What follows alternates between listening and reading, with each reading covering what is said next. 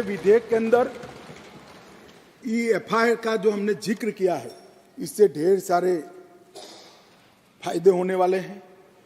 समय पर ट्रायल और स्थगन दोनों को हमने मान्यवर बहुत तवज्जो देकर इसको कठोरता के साथ कम करने का प्रावधान किया है। टेक्नोलॉजी का उपयोग भी कई जगह पे हमने पुलिस के अधिकारों के दुरुपयोग को कर्टेल करने के लिए किया है। क्राइम सीन, इन्वेस्टिगेशन, ट्रायल, ये तीनों चरण में हमने टेक्नोलॉजी के उपयोग को तवज्जो दी है। पुलिस जांच में पारदर्शिता और जवाबदेही इससे निश्चित रूप से सुनिश्चित तो होगी ही होगी, परंतु सबूतों की गुणवत्ता में भी सुधार होगा। विक्टिम और आरोपी दोनों के अधिकारों की रक्षा होगी। मान्यवर, FIR से केस डायरी से चार्जशीट, वहां से जजमेंट तक की पूरी प्रक्रिया को डिजिटलाइज करने का हमने कानूनी प्रावधान इस कानून के अंदर लेकर आए हैं। एविडेंस, तलाशी और जब्ती तीनों में वीडियो रिकॉर्डिंग की हमने कंपलसरी प्रोविजन किया है। कोई भी घर पे जाकर पुलिस जब्ती करती है तो उसका वीडियो रिकॉर्डिंग किया जाएगा, एविडेंस कलेक्ट करते हो उसका भी हो जाएगा और तलाशी का भी हो जाएगा। इससे कोई किसी को फ्रेम करने की संभावनाओं पर बहुत बड़ी कमी आ जाएगी। और बलात्कार के मामले में भी पीड़ित का बयान कंपलसरी करने का निर्णय नरेंद्र मोदी सरकार ने किया है। वो लेना ही पड़ेगा, ऑनलाइन बयान लेना पड़ेगा, इसका रिकॉर्डिंग करना पड़ेगा, जिससे वगदार आदमी आने के बाद वो बयान को बदलवा नहीं सकता। मान्यवर, दूर दूरस्थ के गांवों में बयान तो ले लीजिए जाते हैं, मगर जब मालूम पड़ता है कि बलात्कार किसने करा है तो बयान को बदल भी दिए जाते हैं। अब ऑनलाइन बयान लेना है और इसकी 3 कॉपी 3 जगह पे, एक हॉस्पिटल में, एक पुलिस थाने पर और एक न्यायाधीश के यहाँ 24 घंटे में पहुंचानी है, जिससे बदलने में बहुत बड़ी दिक्कत होगी। मान्यवर, इसके साथ साथ हमने फोरेंसिक के उपयोग को भी बहुत महत्व दिया है। दुनिया भर के अदालतों का अगर विश्लेषण करते हैं तो हमारे यहाँ सजा कराने का दर बहुत कम है। मान्यवर, इसको अगर बढ़ाना है तो साइंटिफिक एविडेंस पर थ्रस्ट देना पड़ेगा। इसलिए ये बिल के अंदर क्वालिटी ऑफ इन्वेस्टिगेशन में सुधार करने के लिए इन्वेस्टिगेशन साइंटिफिक पद्धति से हो इसलिए और 90% का कन्विक्शन रेट का लक्ष्य रखते हुए हमने एक प्रावधान किया है कि 7 साल से ज्यादा सजा जिस गुना में है वो सभी में FSL टीम के विजिट को कंपलसरी कर दिया गया है, जिससे FSL की विजिट। मान्यवर, कई लोग कहते हैं कि कब होगा, मैं बताता हूं। नरेंद्र मोदी सरकार टुकड़े टुकड़े में नहीं चलती। नरेंद्र मोदी जब गुजरात के मुख्यमंत्री थे तब उन्होंने गुजरात फॉरेंसिक साइंस यूनिवर्सिटी बनाई, फिर प्रधानमंत्री बने तब नेशनल फॉरेंसिक साइंस यूनिवर्सिटी बनाई और नेशनल फॉरेंसिक साइंस यूनिवर्सिटी में अब तक लगभग NFSU के 7 परिसर और 2 ट्रेनिंग एकेडमी खुल चुके हैं 9 राज्यों में। और 5 साल के बाद मैं देश की जनता को आश्वस्त करना चाहता हूं, हर साल 35,000 फॉरेंसिक एक्सपर्ट यहां से बाहर निकलेंगे जो इस हमारी रिक्वायरमेंट को।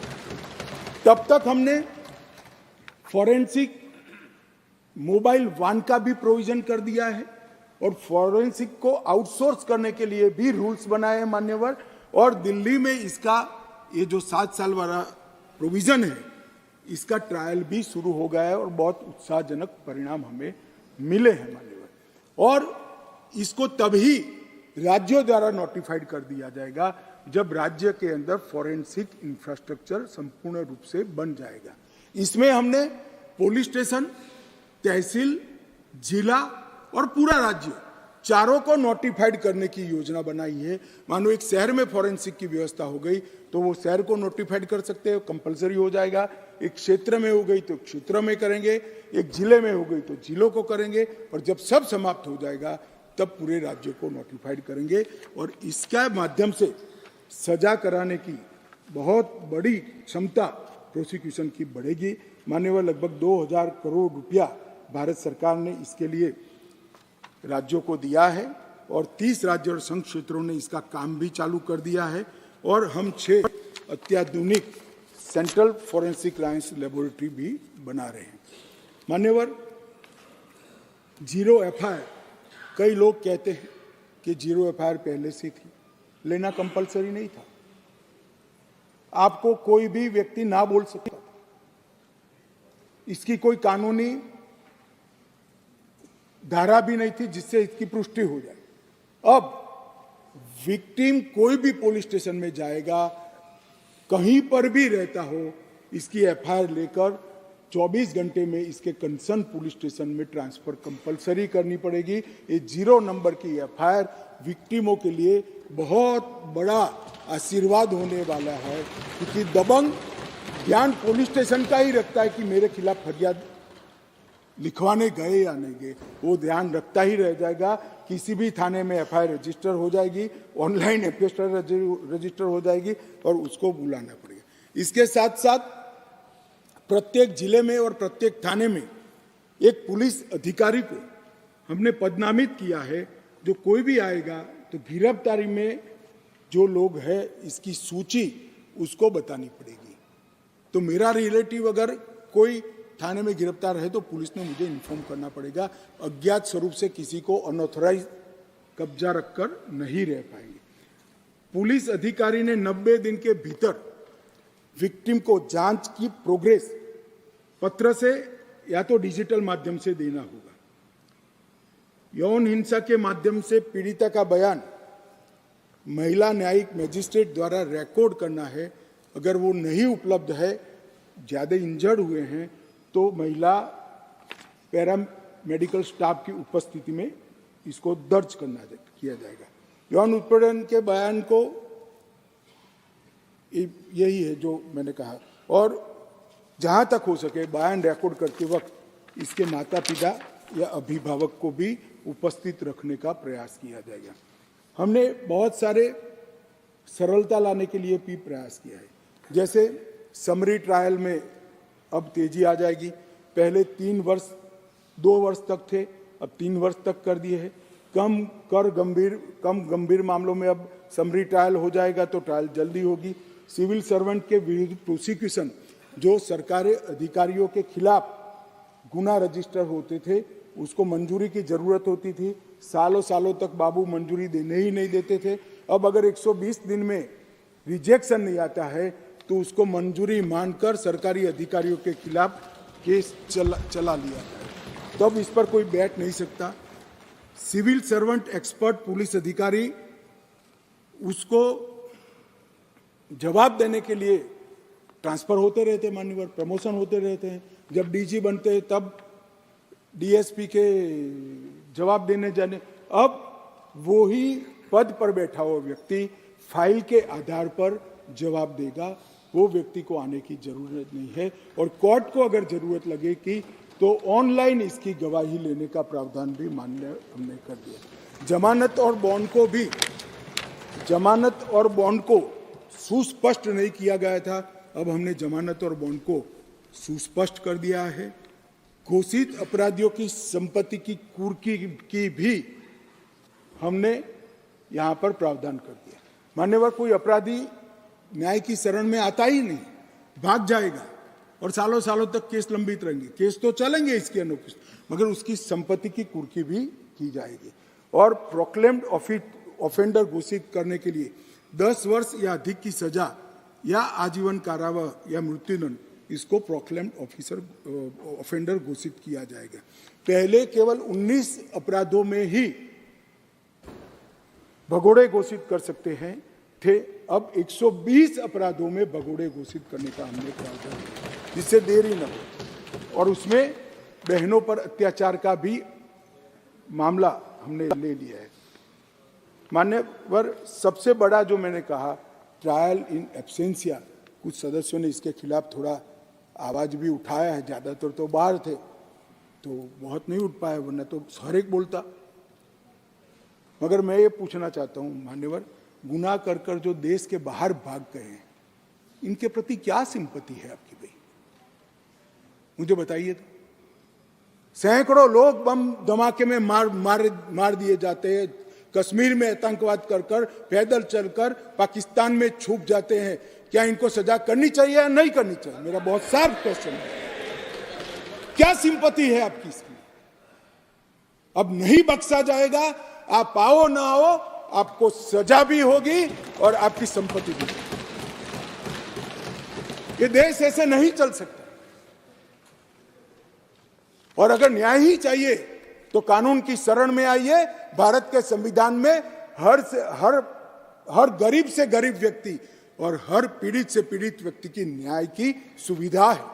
न्याय मिलेगा, मगर मालूम है न्याय में सजा ही मिलने वाली है, इसलिए आप देश के बाहर भाग जाओगे और ट्रायल नहीं चलेगा। ऐसा अब नहीं चलेगा, इसको भी हमने यहां पर डाला है। मान्यवर, अंडर ट्रायल कैदी के लिए 1/3 कारावास काट चुका है, तो इसकी जमानत का हमने प्रोविजन कर दिया है। और जहां विचाराधीन कैदी है और गंभीर गुना है, वहां आधे पर इसका अधिकार बनाया है। नई विटनेस प्रोटेक्शन स्कीम को लेकर आए हैं। हर राज्य ने इसको घोषित करना पड़ेगा और घोषित अपराधियों की संपत्ति की कुर्की का भी हमने प्रावधान मान्यवर इसके अंदर किया है। सजा की माफी को भी हमने तर्कसंगत बनाने का प्रयास। मृत्यु की सजा है तो ज्यादा से ज्यादा आजीवन कारावास हो सकता है, इसके नीचे माफी नहीं हो सकती। आजीवन कारावास है तो 7 साल की अवधि तक ही सजा भोगनी ही पड़ेगी, और 7 वर्ष या उससे अधिक सजा है तो कम से कम 3 साल जेल में रहना पड़ेगा। कोई जेल में गया और अपने रसूख का उपयोग कर 1 साल में कितना भी गंभीर गुनाह हो बाहर आ जाएगा, ऐसा अब नहीं होगा। इसको हमने सुनिश्चित कानून के अंदर भी कर दिया है। अपराध की आय, अगर आर्थिक अपराधी है और अपराध से आय कर संपत्ति जब्त की है तो उसको भी अब न्यायालय राज्यसात करेगा, उसको ही हराजी कर उसको राज्य के खजाने में डाल दिया जाएगा। और संपत्तियों के निपटान के लिए भी एक बहुत बड़ा कदम उठाया है। हम सब लोग सार्वजनिक जीवन के कार्यकर्ता हैं, अनेक स्तर पर राजनीति में काम करते करते आए हैं, सैकड़ों बार पुलिस थाने गए होंगे। मान्यवर, बाहर आप जाएंगे तो चोरी की हुई ऑटो पड़ी होती है, ढेर सारी साइकिलें पड़ी होती है, शराब का ट्रांसपोर्टेशन करने वाला टेम्पो पड़ा होता है, और वो टेम्पो का तो कई बार हमसे ज्यादा आयुष्य होता है। 1950 में पकड़ा, मगर केस पड़ा रहा है तो पूरा एक बड़ा मैदान पुलिस स्टेशन का परेड का इसी संपत्तियों से लिप्त हो जाता है। मान्यवर, हमने कह दिया है कि देश के पुलिस स्टेशनों में बड़ी संख्या में जो संपत्तियां पड़ी है, अदालत के मजिस्ट्रेट को इसकी वीडियोग्राफी फोटोग्राफी कर अदालत की सहमति से 30 दिनों के भीतर भी इसको बेच दिया जाएगा, हराजी कर दी जाएगी और पैसे कोर्ट केस के होंगे, तो सारे पुलिस स्टेशन साफ हो जाएंगे। तकलीफ तो होगी कुछ लोगों को, मगर उसका रास्ता मेरे पास नहीं है। मान्यवर, कब तक 20-20 साल तक, और वो व्हीकल भी किसी के उपयोग का नहीं रहता, वो मालिक को वापिस भी मिल जाए तो कोई इसका फायदा न उठा पाए। इस तरह से हमने भारतीय साक्ष्य अधिनियम में ढेर सारे बदलाव किए। मान्यवर, इलेक्ट्रॉनिक रिकॉर्ड को हमने दस्तावेज की परिभाषा में शामिल कर दिया है। अब किसी भी प्रकार का इलेक्ट्रॉनिक रिकॉर्ड को दस्तावेज माना जाएगा। पेन ड्राइव के अंदर चार्जशीट दिया जाएगा, पेन ड्राइव के अंदर कोर्ट को भी चार्जशीट दिया जाएगा, पेन ड्राइव के अंदर विक्टिम को भी दिया जाएगा, लॉयर्स को। इलेक्ट्रॉनिक रूप से प्राप्त बयान साक्ष्य की परिभाषा में शामिल कर दिया गया। इलेक्ट्रॉनिक और डिजिटल रिकॉर्ड को प्राथमिक साक्ष्य के रूप में मानने के लिए अधिक मानक जोड़े गए हैं और इसकी उचित कस्टडी, स्टोरेज, ट्रांसमिशन और ब्रॉडकास्ट, इसके लिए भी कानूनी जामा पहनाकर एक प्रक्रिया सुनिश्चित कर दी गई है। मान्यवर, दस्तावेजों की जांच करने के लिए मौखिक और लिखित स्वीकारोक्ति के लिए एक कुशल व्यक्ति के साक्ष्य को शामिल करने का हमने कंपलसरी किया है। इलेक्ट्रॉनिक या डिजिटल रिकॉर्ड की कानूनी स्वीकार्यता अब पहली बार कोर्ट में कोई चैलेंज नहीं कर पाएगा और इलेक्ट्रॉनिक साक्ष्य जमा करने के लिए प्रमाण पत्रों को भी अनुसूची में जोड़ दिया गया है। मान्यवर, इसके लिए हमने ढेर सारी भय स्थानों के लिए भी बड़ी एक्सरसाइज की। नेशनल फॉरेंसिक साइंस यूनिवर्सिटी के साइबर क्राइम के एक्सपर्ट्स, इलेक्ट्रॉनिक मामलों के एक्सपर्ट्स, बीपीआरएनडी और गृह मंत्रालय के अधिकारियों की एक टीम ने महीनों तक काम कर कुछ अनुभवी न्यायाधीशों से भी परामर्श कर इस पूरी प्रक्रिया को चिन्हित कर दिया गया। माननीय, और मैं इतना सुनिश्चित कह सकता हूं कि जब इसका संपूर्ण अमल देश के हर थाने में हो जाएगा, मान्यवर, हमारी न्यायिक प्रक्रिया दुनिया में सबसे आधुनिक में आधुनिक न्यायिक प्रक्रिया भारत में। मान्यवर, इसका पूरा प्रोविजन इसके अंदर किया है। उसको भी पुलिस स्टेशन, तहसील, जिला, कमिश्नरेट और स्टेट लेवल पर नोटिफाइड कर सकेंगे। जैसे जैसे थाने क्लियर करते जाएंगे हम इसको मान्यवर आगे बढ़ाते। और हमने अब तक ICGS के माध्यम से मान्यवर ढेर सारे पुलिस स्टेशन 97% पुलिस स्टेशनों को कंप्यूटराइज करने का काम समाप्त कर दिया है। अदालतों का भी आधुनिकीकरण हो रहा है और ICGS के माध्यम से फॉरेंसिक साइंस यूनिवर्सिटी, थाना, गृह विभाग, पब्लिक प्रोसिक्यूटर की ऑफिस, जेल और कोर्ट, ये सबको एक ही सॉफ्टवेयर के तहत ऑनलाइन करने का काम भी लगभग देश में समाप्त होने के कगार पर है। और इसके माध्यम से ढेर सारी देरी से हमारे जो न्याय मांगने के लिए जाने वाले नागरिक हैं उनको राहत मिलेगी और न्याय जल्दी से मिलेगा। मान्यवर, इसके साथ हमने स्मार्टफोन, लैपटॉप, मैसेजेस, वेबसाइट और लोकेशनल साक्ष्य को सबूत की परिभाषा में शामिल किया है। आरोपियों, विशेषज्ञों, पीड़ितों इलेक्ट्रॉनिक माध्यम से कोर्ट के सामने उपस्थित होने की अनुमति दी है और इलेक्ट्रॉनिक या डिजिटल रिकॉर्ड को स्वीकृतता को इसकी एनफोर्समेंट करने के लिए भी पूरी प्रक्रिया को हमने कानून के अंदर जगह दे दी है। और इसके माध्यम से FSL यूनिवर्सिटी उचित समय पर इसमें जो नई तकनीक आती जाएगी इसको भी समाहित करने का सुझाव समय पर देती जाएगी, इसको हम समाहित करेंगे। मान्यवर, चर्चा में कुछ सदस्यों ने अलग अलग प्रकार के सवाल उठाए। एक तो पहले ही मैंने जवाब दिया, आतंकवादी कृत्य के लिए UAPA अगर उपलब्ध है तो फिर इसमें आतंकवादी कृत्य का समाहित करने का क्या तर्क है। मान्यवर, एक आतंकवादी कृत्य के लिए एक ही जगह गुना रजिस्टर होगा, करने वालों को डरने की जरूरत नहीं है, 2 कानून अप्लाई नहीं होंगे। मगर कई जगह पे आतंकवादी कृत्य होने के बाद UAPA लगाते नहीं है और CRPC में आज तक आतंकवाद की व्याख्या ही नहीं थी और बचकर निकल जाते थे। उनके बचने के सारे रास्ते इस कानून के माध्यम से हमने बंद कर दिए और मुझे मालूम नहीं पड़ता इसमें आपत्ति क्या है। आपत्ति सिर्फ संसद में रखनी नहीं चाहिए, इसके आशय भी बताने चाहिए। ये आपत्ति दर्ज कर हम किसको बचाना चाहते हैं। मान्यवर, BNS के 69 के खंड में पहचान छिपाने का दुरुपयोग किया जा सकता है, ऐसा एक आशंका व्यक्त किया। मैं इसके लिए कहा कि उन महिलाओं को सुरक्षा प्रदान की गई है जो शादी के झूठे वादों की वजह से व्यक्ति की पहचान छिपाना चाहते हैं। इसमें और कोई बच नहीं पाएगा, मैं सदन को आश्वस्त करना। मान्यवर, एक आया कि दया की याचिका मामले में थर्ड पार्टी को अधिकार देना चाहिए। मैं बिल्कुल खिलाफ। अगर जिस व्यक्ति ने गुनाह किया है उसको अपने गुनाह का एहसास ही नहीं है, पछतावा ही नहीं है, तो दया शब्द पर इसका कोई अधिकार नहीं है। जिसको गुनाह कर अगर पछतावा नहीं होता है उसको दया का कोई अधिकार नहीं है। दया का अधिकार उसी का बनता है जो बाद में बोली हरसिमरत बहन, मैं समझ रहा हूं आप क्या कहना चाहती हैं। दया का अधिकार उसी को बनता है जो अपने कृत्य को से पछतावा करता है। कोई व्यक्ति आतंकवादी कृत्य करेगा और जेल में जाएगा और फिर कहेगा कि मैं तो नहीं मांगता, मेरी मन स्वीकारने के लिए तैयार नहीं है, मैंने कृत्य किया और इस पर दया की जाए, मैं सहमत नहीं हूं साहब। ऐसा कभी नहीं हो सकता। एक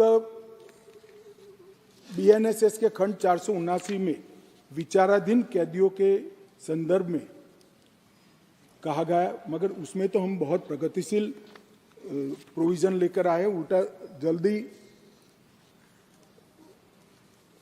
छूट जाएंगे वो, क्योंकि 21 सजा होते ही उनको जमानत देने का हमने प्रोविजन किया है, जो पहले कानूनी नहीं था, और उसके पहले कोर्ट तो दे ही सकती है जमानत।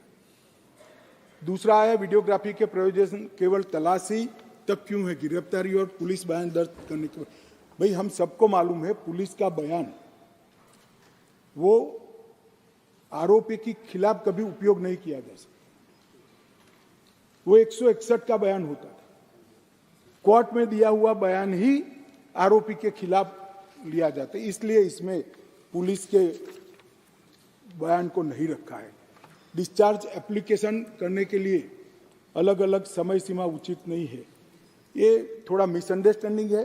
खंड 250 और 262 अलग अलग प्रकार के ट्रायल के लिए ओएसीडी सेशन कोर्ट में ट्रायल केस के मजिस्ट्रेट द्वारा सेशन कोर्ट में कमिट होने के बाद जो शुरू होता है, इसके लिए खंड 250 है, और मजिस्ट्रेट के द्वारा जो ट्रायल होता है इसके लिए खंड 262 है। तो दो अलग अलग ही है।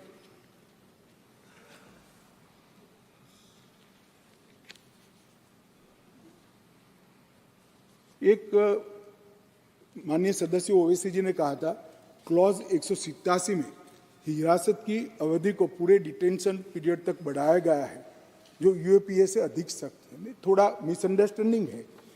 टोटल कस्टडी 15 डेज की ही होगी, मगर पहले 7 दिन पुलिस पूछताछ करती है, कोई अस्पताल में जाकर जमा हो गया तो 15 दिन समाप्त हो जाए। हमने ये प्रोविजन किया है कि 7 दिन की कस्टडी होगी, आप अस्पताल में कर ले, कोई बात नहीं, अच्छा हो जाओ।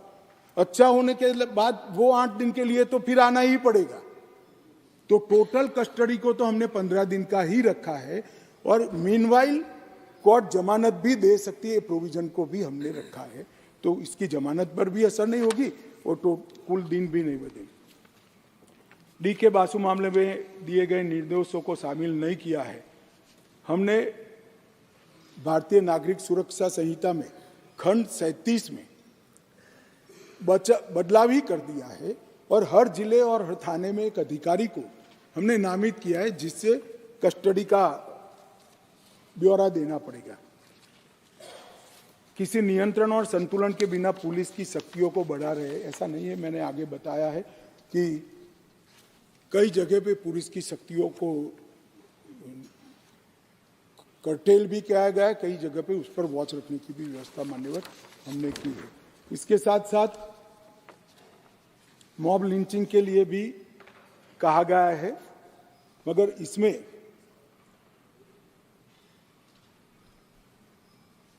सब प्रकार के गुनाह को 5 से ज्यादा लोग इकट्ठा होकर अगर किसी की हत्या या उसको घायल करने का काम करते हैं, उसको हर प्रकार के गुनाह को इसके अंदर शामिल किया जाए। राजद्रोह का तो मैंने जवाब दे ही दिया है मान्यवर। इसके बाद भर्तृहरि मेहताब जी ने 2-3 प्रोविजन किए थे, मगर क्लॉज 152 और संगठित अपराध 111 और ये दोनों को जब बिल फिर से पेश किया गया है, इसमें बदलाव कर ही आपके सुझाव बिल के बदलाव में हमने समाहित किया गया है।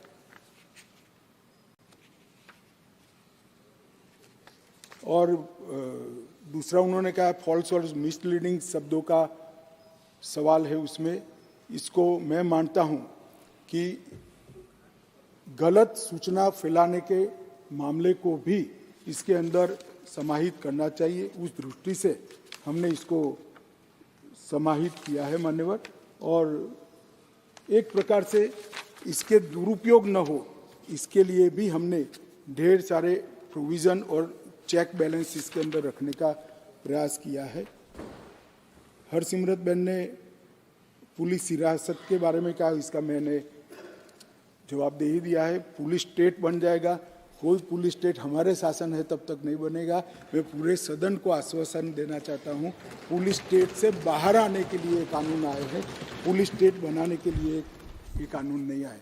मान्यवर 2-3 मैं ऑफिशियल अमेंडमेंट भी ला रहा हूं, तो ये तीनों कानून में द्वितीय शब्द इसलिए दिया गया है कि एक ही प्रकार के नाम के 2 बिल 1 साल के अंदर पेश नहीं हो सकते थे, तो ये टेक्निकल संसदीय प्रणालिकाओं के कारण करना पड़ा है।